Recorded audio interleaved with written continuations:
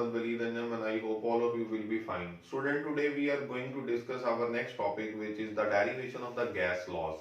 Gas laws की जब हम बात करेंगे तो जो रिलेशनशिप हमने पहले डिराइव कर लिया है उसकी मदद से हम बॉयल्स लॉ और चार्ल्स लॉ की एक्सप्रेशन को वेरीफाई करेंगे। स्टूडेंट, सबसे पहले तो हम बात करते हैं बॉयल्स लॉ की।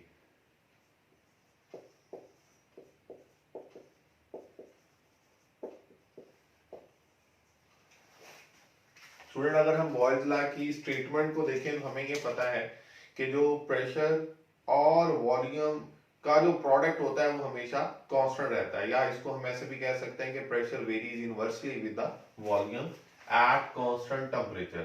तो हम ये कहते हैं the product of pressure and volume remains constant at constant temperature, at constant temperature. तो स्टूडेंट, ये तो हमें पता है कि हमारे पास बॉयल्स लॉ है। अब हमने करना क्या है, अब बेसिकली हम लोगों ने जो रिलेशनशिप डिराइव किया था प्रेशर के लिए, जिसको हमने लिखा था P is equals to 2/3 into N into half mv square.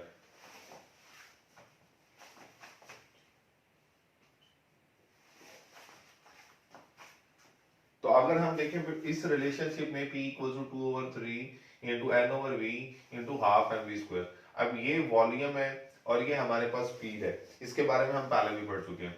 तो स्टूडेंट, अगर हम देखें कि हमारा जो रिजल्ट है वो किस तरह से हम इसको सिंपलीफाई कर सकते हैं, तो देखें हम इसी को लिख सकते हैं P equals to 2/3 N/V into kinetic energy. तो स्टूडेंट, यहां पर देखें हमारे पास चूंकि टेम्परेचर कांस्टेंट है और हम लोगों ने एक रिजल्ट पढ़ा है वो ये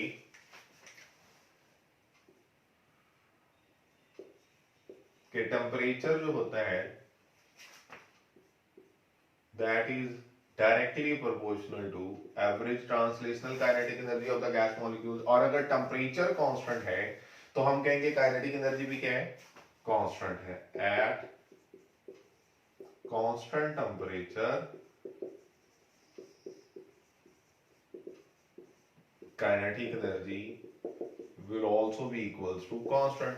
और अगर ये कांस्टेंट है तो हम इसी को कैसे लिख सकते हैं, हम इसी रिजल्ट को यहां पे इस तरह से लिख सकते हैं P equals to 2/3 N/V into constant.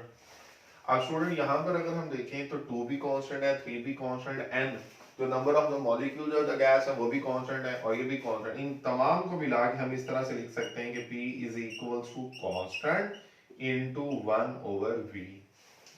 और अगर हम इसी रिलेशनशिप को देखें तो we can write it in two forms कि V को हम इधर जाकर मल्टीप्लाई कर दें, PV इक्वल्स टू कांस्टेंट, एक हमारा ये रिजल्ट आ जाएगा और दूसरा रिजल्ट इसी से हम इस तरह से भी लिख सकते हैं कि जो प्रेशर होता है that varies inversely with the volume,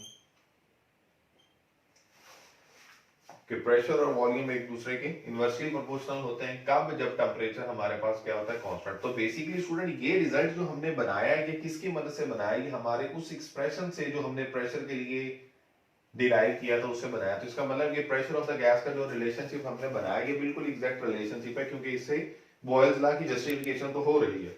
इसी तरह से स्टूडेंट हम बात करेंगे नेक्स्ट, हमारे पास जो है दूसरा चार्ल्स लॉ। चार्ल्स लॉ की जब हम देखेंगे जस्टिफिकेशन तो उसके मुताबिक हम ये पढ़ चुके हैं कि जो volume of the gas molecules होता है that is directly proportional to the temperature. अब इस रिजल्ट को हम किस तरह से प्रूव करेंगे, इसी से करेंगे। ये जो हमारी इक्वेशन है ना प्रेशर वाली, कि pressure equals to 2/3 into N/V into half mv square. तो स्टूडेंट, हम इस रिलेशनशिप में चूंकि अब हमने वॉल्यूम का रिजल्ट निकालना है तो हम वॉल्यूम को इधर ले आएंगे, इक्वल्स टू 2/3 N/P, ये P इधर आ जाएगा और इसकी जगह पर हम क्या लिख सकते हैं, काइनेटिक एनर्जी। ठीक हो गया। अब स्टूडेंट, अब जो हमारे पास चार्ल्स लॉ है वो ये कहता है according to Charles law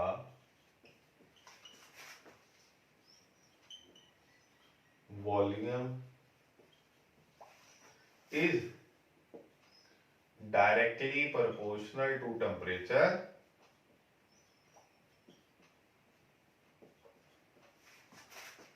at constant pressure at constant pressure. तो बेसिकली चार्ल्स लॉ में हम प्रेशर को क्या करते हैं, कांस्टेंट कंसीडर करते हैं, और अगर हमारा प्रेशर कांस्टेंट है तो जो वॉल्यूम होगा वो डायरेक्टली प्रोपोर्शनल है किसके, टेम्परेचर के। ये चार्ल्स लॉ की स्टेटमेंट है।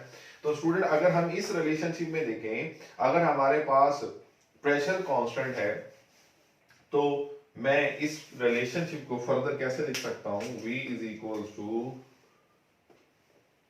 2/3 n, और P की जगह पर P प्रेशर तो कांस्टेंट है, इनटू हाफ mv² की जगह पर हमने काइनेटिक एनर्जी लिख ली थी। और यहां इसको हम फर्दर देख सकते हैं कि हम ये पढ़कर आए हुए हैं कि kinetic energy is directly proportional to the temperature.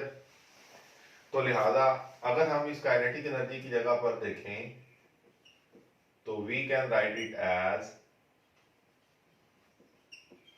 Kinetic energy की जगह पर हम लिखेंगे equal to constant into T, तो मैं डायरेक्ट टी लिखने लगा हूं।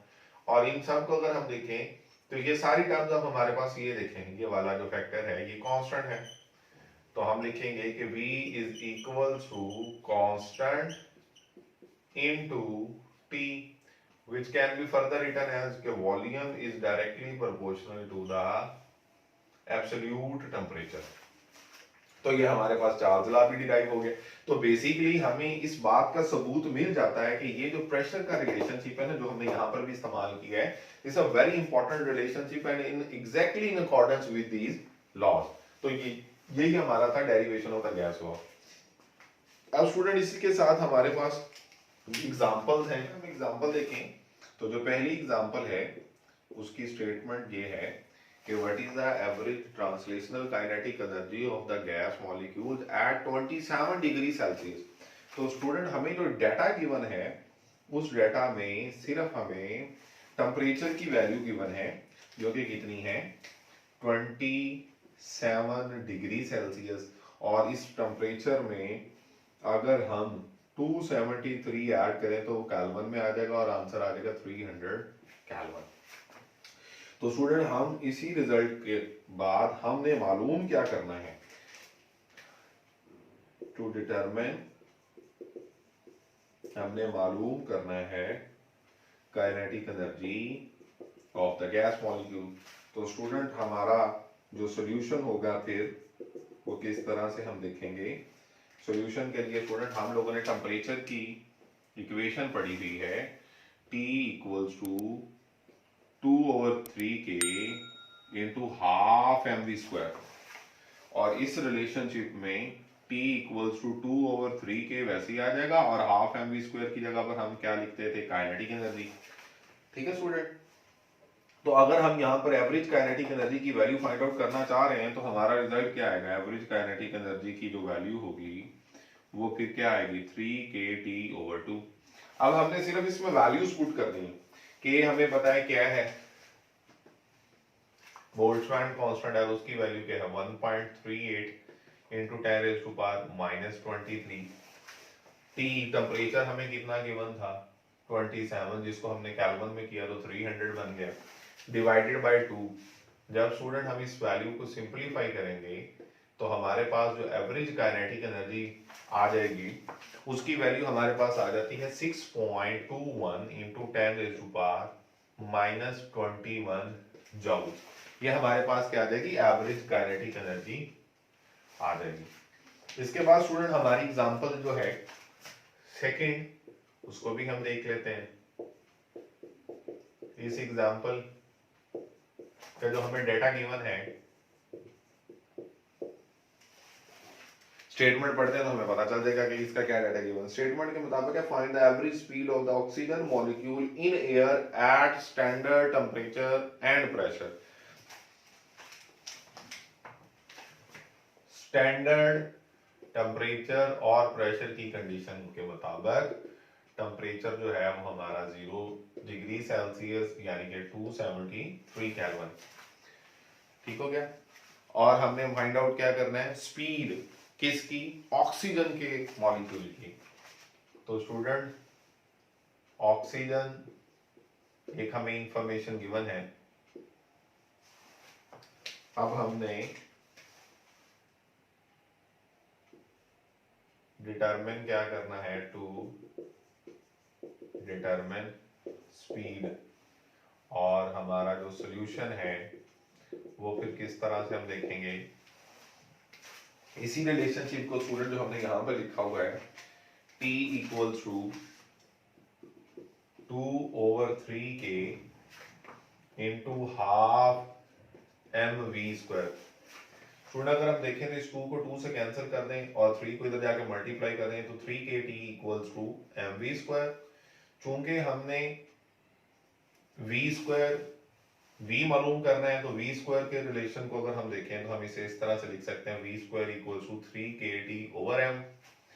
यहां पर हम अगर वैल्यूज पुट करें तो हमारे पास स्पीड का रिजल्ट आ जाएगा, क्या आता है। अब m अगर हम देखें तो इसको, इसकी वैल्यू को किस तरह फाइंड आउट करेंगे, मॉलिक्यूलर मास ऑफ ऑक्सीजन जो कि गिवन है हमें कि ऑक्सीजन का मॉलिक्यूल है, और एवोगैड्रोस नंबर,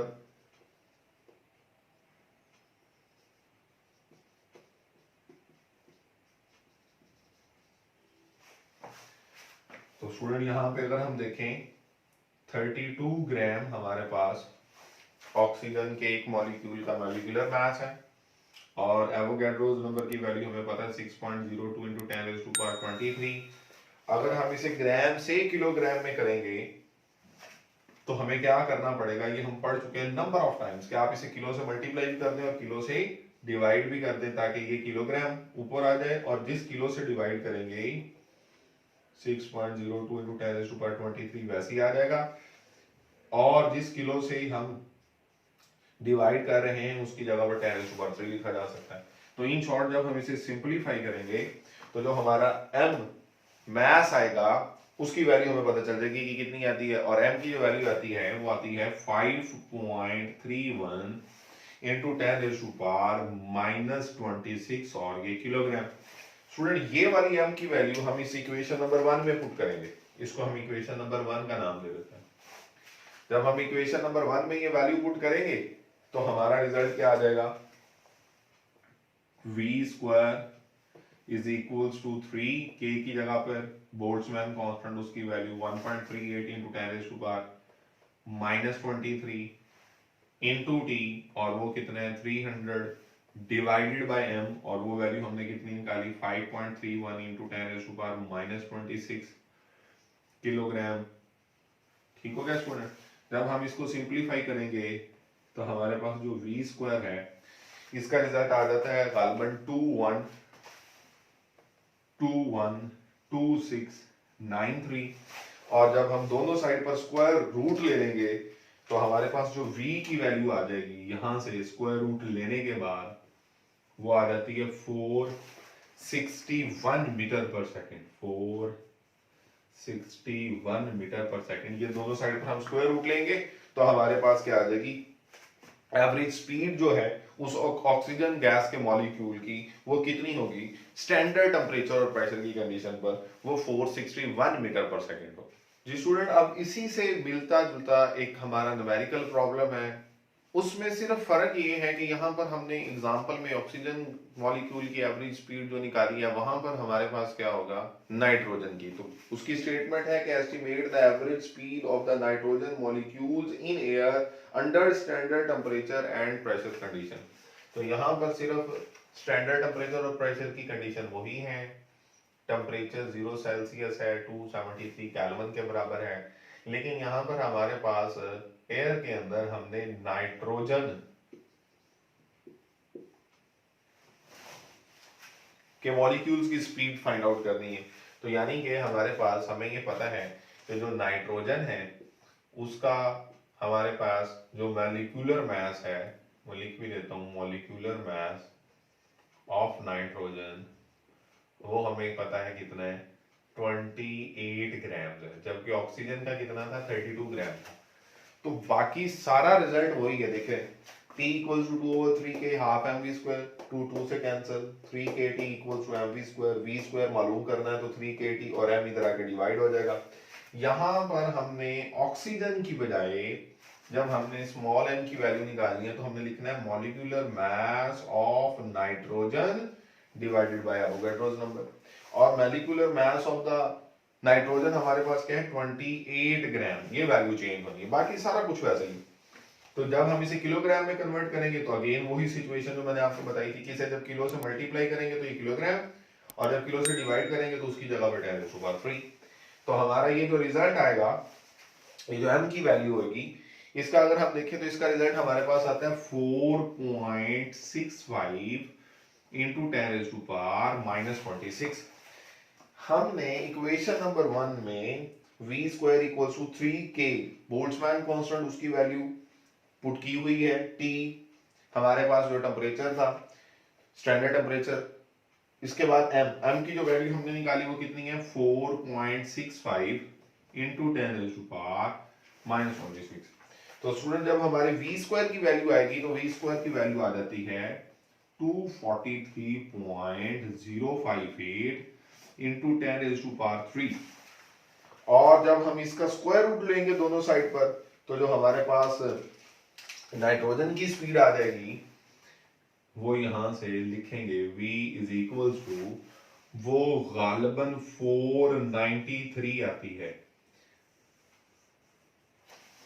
तो आप देख सकते हैं कि चूंकि यहां पर molecular mass of the nitrogen कम है, इसलिए जो उसकी स्पीड होगी वो ज्यादा हो जाएगी ऑक्सीजन के मुकाबले में।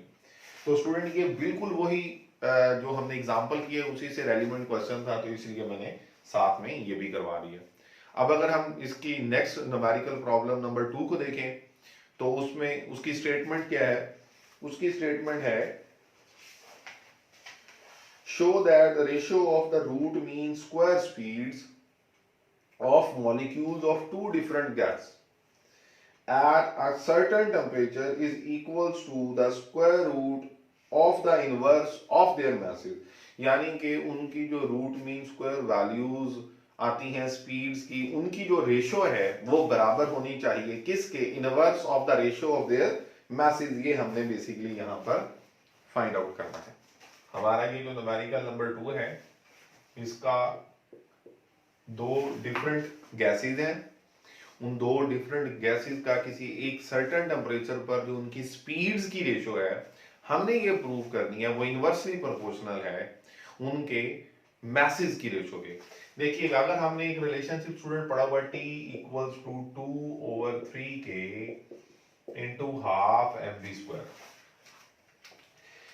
ये जो अभी हमने न्यूमेरिकल नंबर 1 में इस्तेमाल की थी इक्वेशन, ये वही है, और हम इसे लिख सकते हैं कि ये 3 इधर आके मल्टीप्लाई हो जाएगा, 3kT equals to mv square. ठीक हो गया स्टूडेंट। अब अगर हम देखें तो यहां से हमारे पास जो रिजल्ट आएगा, हम देख सकते हैं कि जो पहली गैस होगी, क्योंकि टेम्परेचर दोनों का सेम है, फॉर फर्स्ट गैस हमारे पास यही इक्वेशन कैसे लिखेंगे हम, 3kT equals to m1v1 square, और सेकेंड गैस के लिए हम कैसे लिखेंगे, for second gas 3kT is equals to m2v2 square. हमने यहाँ पर k और t के साथ 1 2 नहीं लिखना क्योंकि ये हमारे पास कांस्टेंट्स हैं, इनकी वैल्यू तो सेम है, ये तो चेंज नहीं होगी। और अगर हम इन दोनों इक्वेशंस को आपस में कंपेयर करें, इसको इक्वेशन नंबर 1 कह दें, इसे इक्वेशन नंबर 2 कह दें, by comparing equation number 1 and 2, तो हमारे पास जो रिजल्ट आएगा वो रिजल्ट क्या आ जाएगा, ये दोनों चूंकि बराबर हैं, लेफ्ट हैंड साइड तो राइट हैंड साइड भी बराबर होंगी, तो हम लिखेंगे m1v1 square equals to m2 v2 square. तो स्टूडेंट अगर हम इन रिलेशनशिप्स के जरिए से देखें, v1 स्क्वायर इधर ही रहे और ये जो v2 स्क्वायर है ये इधर आकर डिवाइड हो जाए इक्वल्स टू, तो m2 यहाँ पे वैसे ही रह जाएगा और m1 इधर आकर डिवाइड हो जाएगा। जब हम दोनों साइड पर इसी इक्वेशन के रूट लेंगे दोनों साइड्स पर, तो हमारे पास रिजल्ट क्या आ जाएगा, यानी कि हम इसे लिखेंगे v1 स्क्वायर ओवर रूट अलहदा से v2 स्क्वायर ओवर रूट अलहदा से equals to m2 over m1। तो इसे हम लिख सकते हैं v1 rms और इसे हम क्या लिख सकते हैं v2 rms, और ये रिजल्ट क्या आ गया, inversely proportional to the square root of their masses. तो ये हमारा स्टूडेंट रिजल्ट प्रूव हो गया। तो यही हमने यहाँ पे प्रूव करना था। तो स्टूडेंट मैं उम्मीद करता हूँ कि ये तमाम चीज़ें जो हमने डिस्कस की इस लेक्चर में वो आपको बहुत अच्छी तरह से समझ आ चुकी होंगी। Please don't forget to subscribe and like my channel and take good care of yourself. Allah Hafiz.